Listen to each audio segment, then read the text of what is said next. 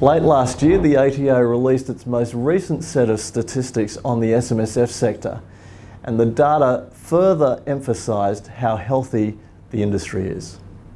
Joining me today is SMSF Association Chief Executive Andrea Slattery to discuss this and other issues. Welcome, Andrea. Thank you very much, Darren. So the data highlighted a few things, but one of the things that you emphasised was how flexible SMSFs have come to be in adapting to changing circumstances. They are. The SMSF sector has actually been one to show that it changes in a range of ways. One of them is with technology changes and efficiency changes that have actually made them quite flexible. Another is in the area of investments, where people can actually move into new investments or new ways of actually delivering the assets through to the market for them to pick up. It's also been very flexible in the way in which people look to be engaged and informed with their superannuation, their savings and their accumulation going forward. And so the ability to be able to be engaged at a younger age is actually another thing that's actually changing the demographics of who are actually in the SMSFs as well. Now, you speak about demographics. There was another significant piece of information surrounding the age groups involved with SMSFs now? There was. For the first time, the demographics of the average age of an SMSF trustee member fell below 50. And so that's 50 years of age. And in the past, I guess if we talked about 13 years ago, the average age was between 55 and 56. So that's quite a significant drop over a short period of time. It also shows the efficiencies and the effectiveness of the SMSFs in the way in which people save, because so many younger people who are professionals or small business owners or self-employed or even in primary production, etc., they are able to be engaged at a younger age and they're able to be quite informed.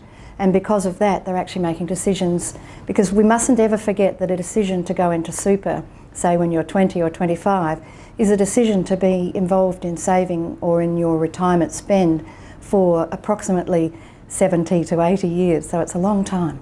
Now, of course, that demographic statistic is a milestone in itself, but there was another milestone reflected, and that was around asset balances, wasn't it? It was, and it actually showed for the first time the actual member balance. So within an SMSF trustee, the average number of members per fund or trustees per fund is normally around 2.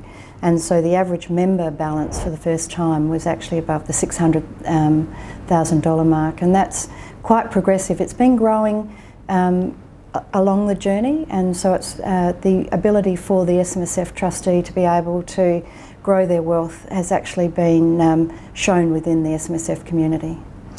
Now, looking at the year ahead to 2016, you've identified a couple of issues that practitioners are going to have to focus on to be successful in the coming year. One of them was compliance, but you're very adamant that they shouldn't get bogged down around this. I am, Darren, and it's one of the things that we see so often. When people build their business, they think about the compliance aspect first, or they think about delivering of the service first. They actually really need, in this area, to be competent, to actually build their professionalism, to build their reputation and to get the accreditations that they need. Alongside of building the business, it doesn't matter whether it's pre or alongside, but certainly not post. Because what happens is, in our world, in the SMSF world, people are actually looking for someone that they can trust, and they need to know that these people know what they're talking about. And what we really need is for people to commit to their professionalism, to commit to accreditations to actually get them there, but not just meet the minimum. And I know we're raising the bar with the government review that's around at the moment, and so everybody's expected to have a minimum of an undergraduate over time. But we really need everyone to distinguish themselves. So we need them to be those people that actually can be distinguished, provide competent services, and to be able to meet the needs of the very, very diverse range of SMSF trustees members that we have at the moment. Now, of course, a lot of what you just said then kind of centres around professionalism, which is probably the other theme that you've identified for the year ahead. And of course, the association is doing quite a lot, will be doing quite a lot in that space, won't they? Yes, we have. And one of the things that we introduced last year and are rolling out this year is grad certs, so graduate certificates within universities. One, there'll be an online and a face-to-face version.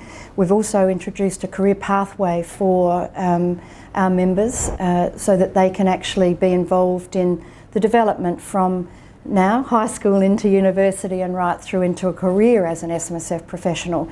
And that's what we as an association have introduced. There is now a concept of an SMSF profession, and that means that we need SMSF professionals to be able to advise and service that industry. So our SSP is actually a qualification where if you are new to the industry, you get to understand what an SMSF advice practice is about. You get to understand the kind of interests that the client also needs. If we then move on to our specialisation, you actually learn about the law, you learn about what you need to know to meet all, not only your compliance issues, but also the strategic issues about how to grow the wealth of your client and how to actually work with them within the SIS law, the tax law and the corporations law as an example. And then of course we have our master's level, which is the auditor, and that auditor is actually the gatekeeper between the client, the trustee, the member and the fund and the actual advisor or the service provider or the people who are developing the investment or the products. And it's very, very important that people understand about the audit and the audit function and how important it is as well. Now, we've just spoken about the year ahead, but if we look towards the more immediate term, we're about to, or the SMSF Association is about to host its 2016 National Conference in Adelaide. Can you tell us some of the highlights that we can look forward to, or delegates can look forward to in attending the event?